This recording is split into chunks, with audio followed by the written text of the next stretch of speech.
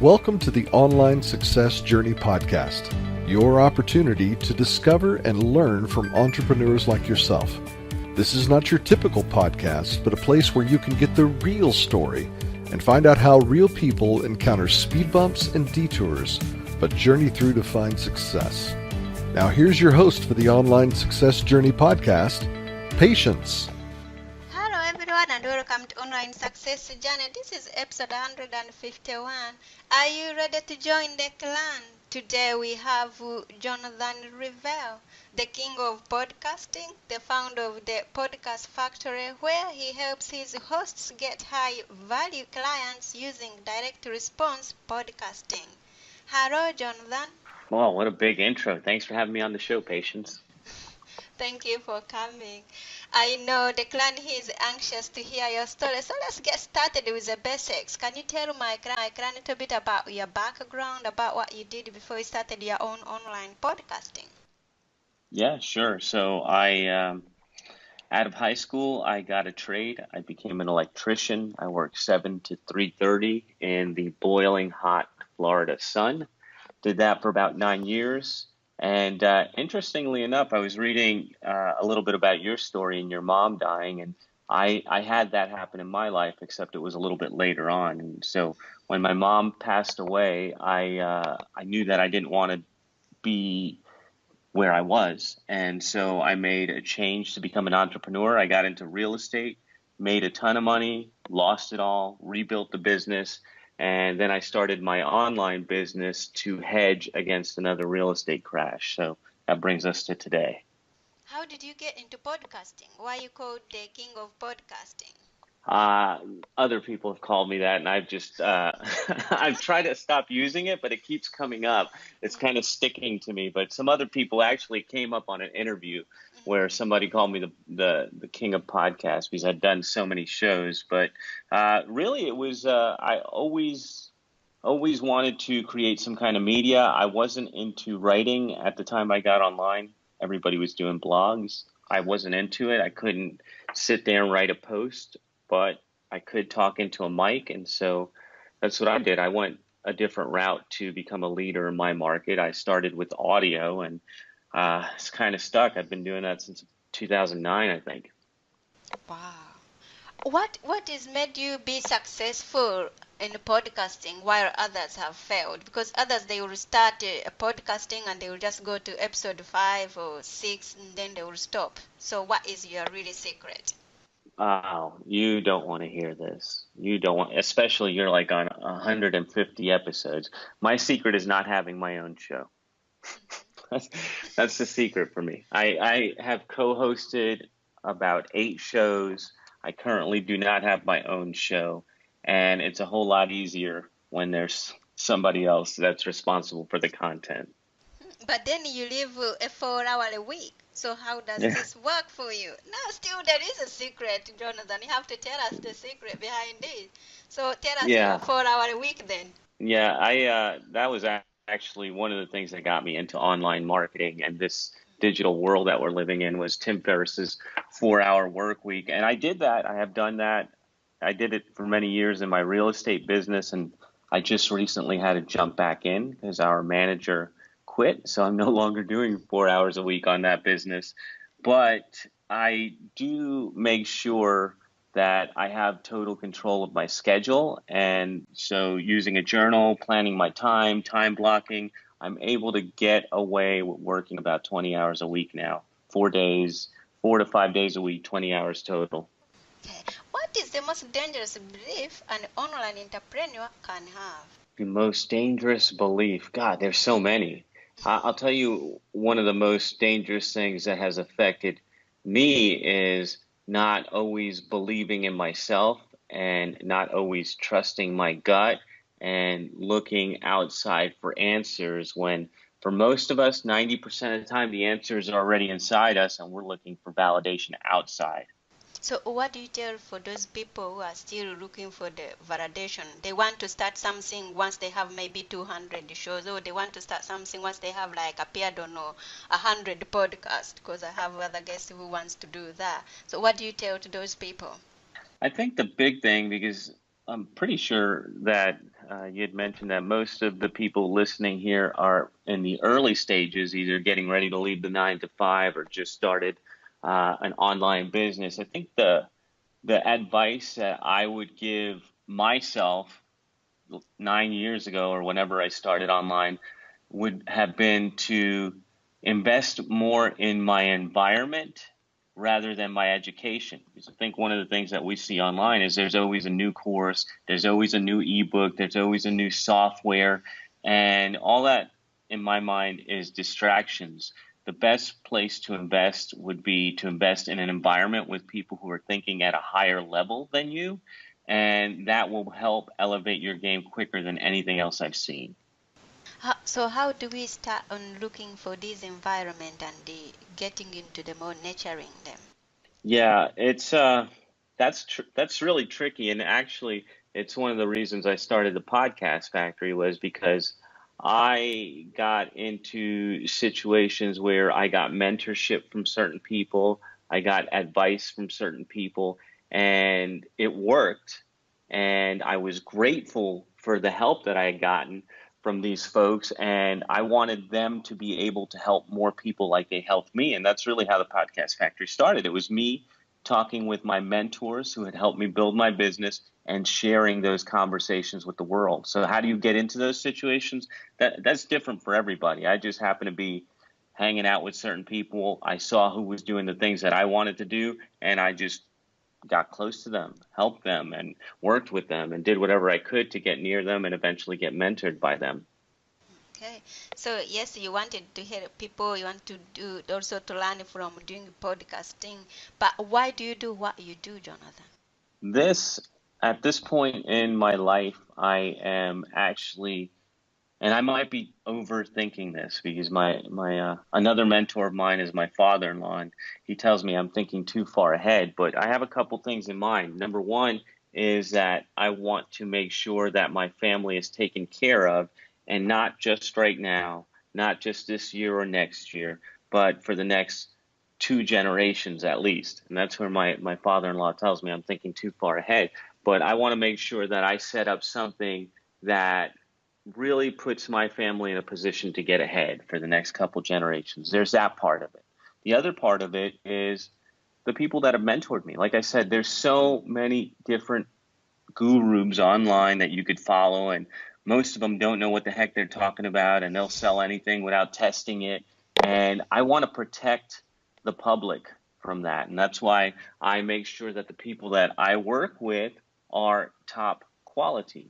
And so the other part to that is when I know that I have good people around me, like my clients, my mentors, and all that stuff, I want to help them grow. So that's a legacy play for me. And at the end of the day, I'm very, very selfish. I want every show that we put out to be impacting lives. And so I can't impact as many lives by myself doing a show as I can providing this podcast factory environment where we have 20 or 30 shows of different mentors impacting lives. And I feel a little bit responsible for all the lives we impact with our shows from all our hosts. What is grit and why do we need it? Yes, grit. Yeah, you're not going to survive without grit, and that's actually, I think that's one of my superpowers. I can get kicked in the head and get back up, and I Wow. just keep doing that. It's kind of like if you ever watched a Rocky movie.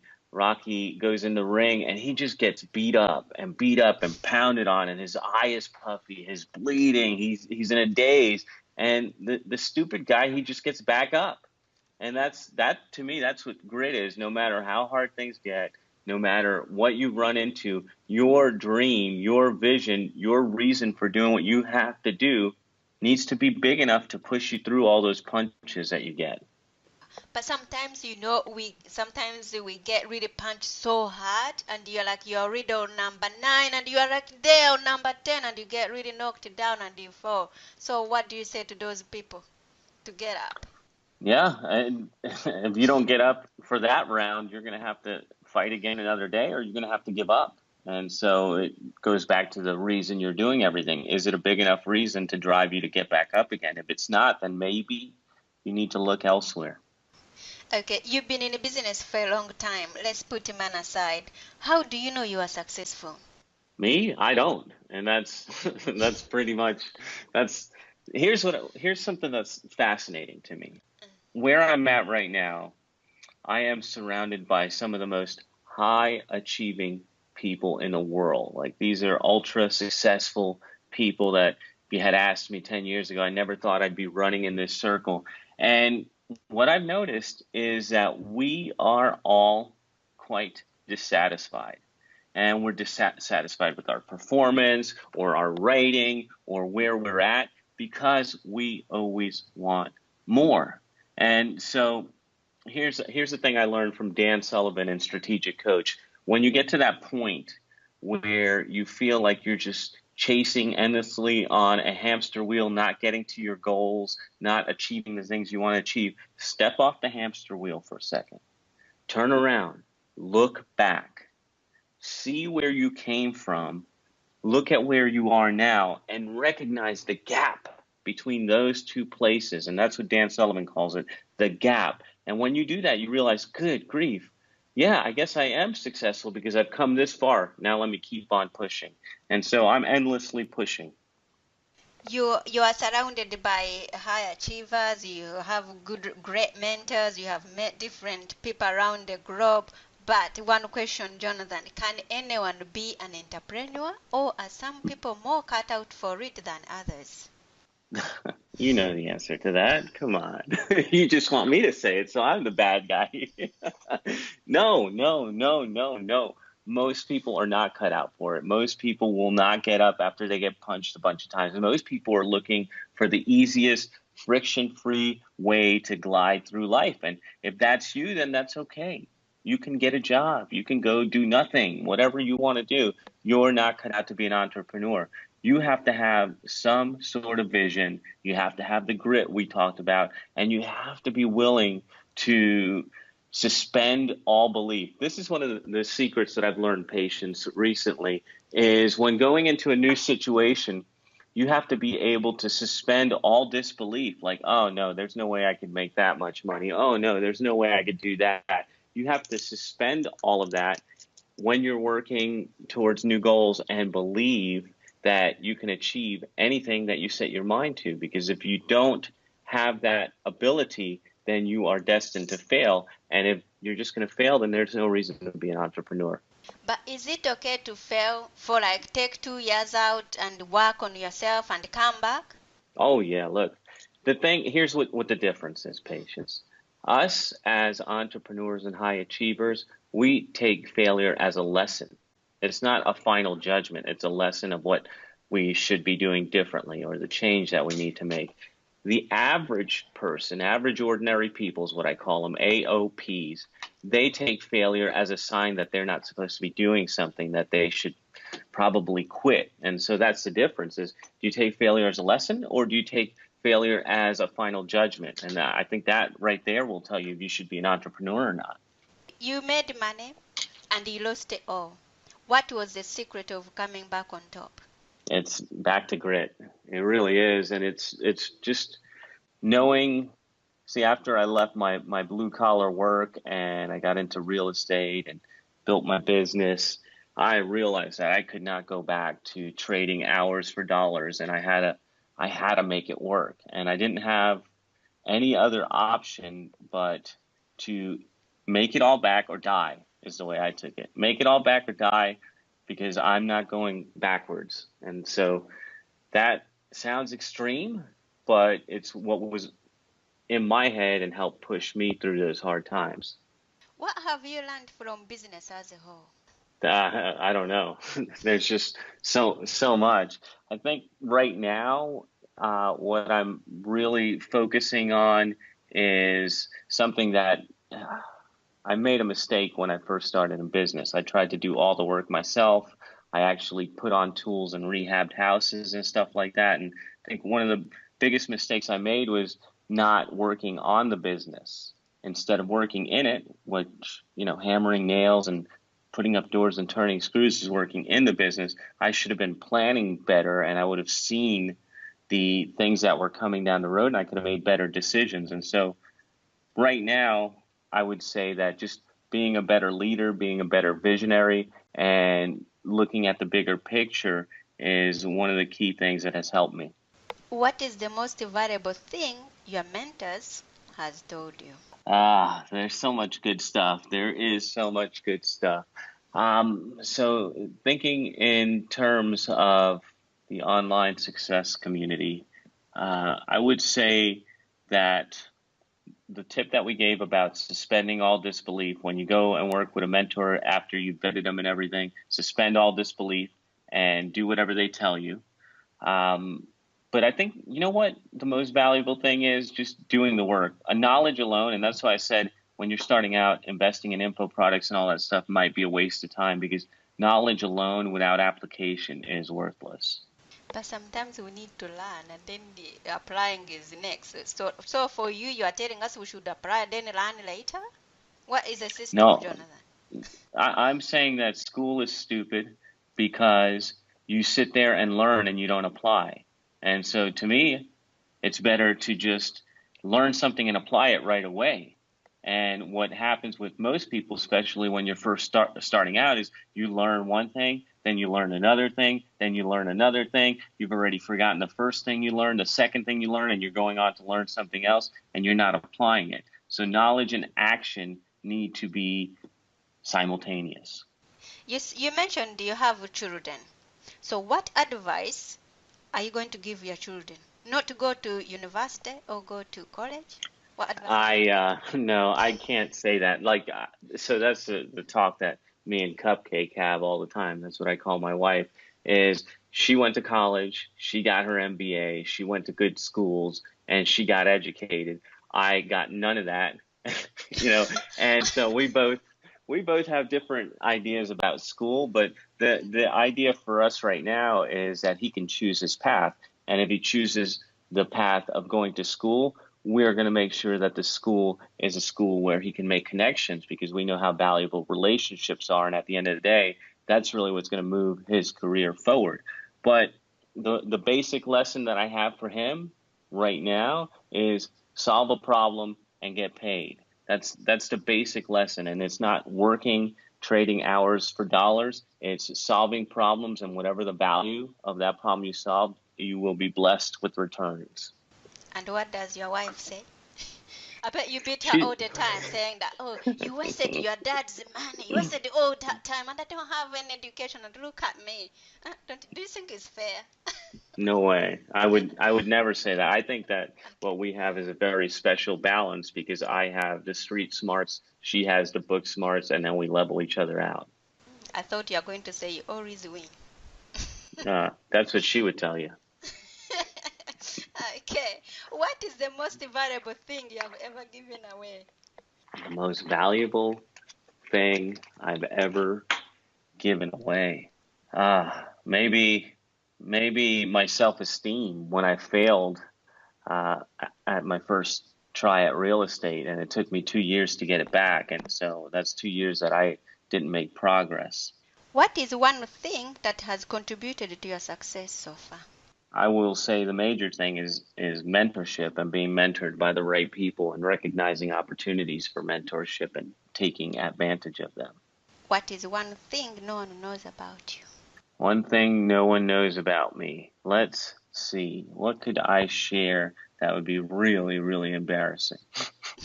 I love to play Xbox with my son, and we play almost every afternoon. Nobody knows that.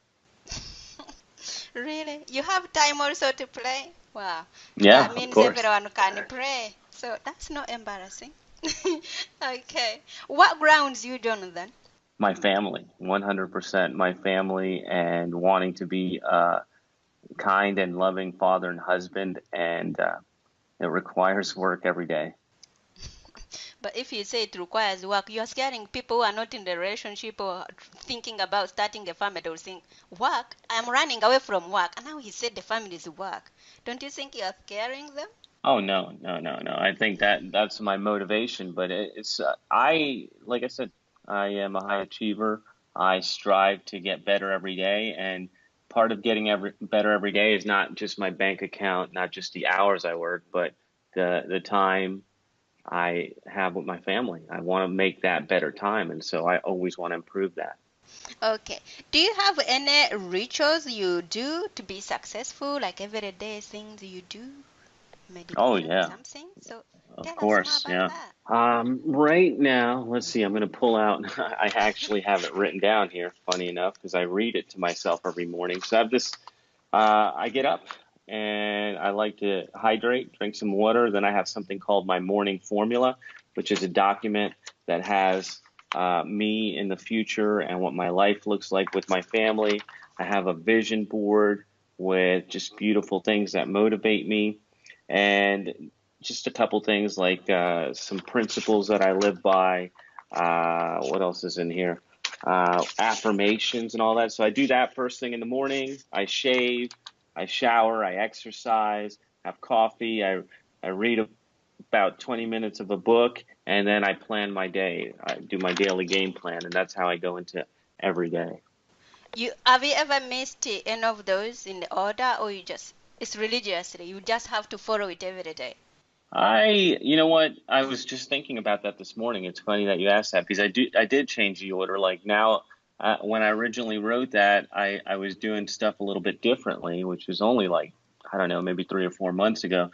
But now I get up, drink water, shave, and then do my morning ritual. I used to do it afterwards, and then my exercise routine has changed to where it used to be first thing in the morning. Now it's a little bit later. I just want to make sure I hit all those things in the morning before I have to deal with work or before I have time with my family, so I'm already taken care of. Tell us more about the podcast factory.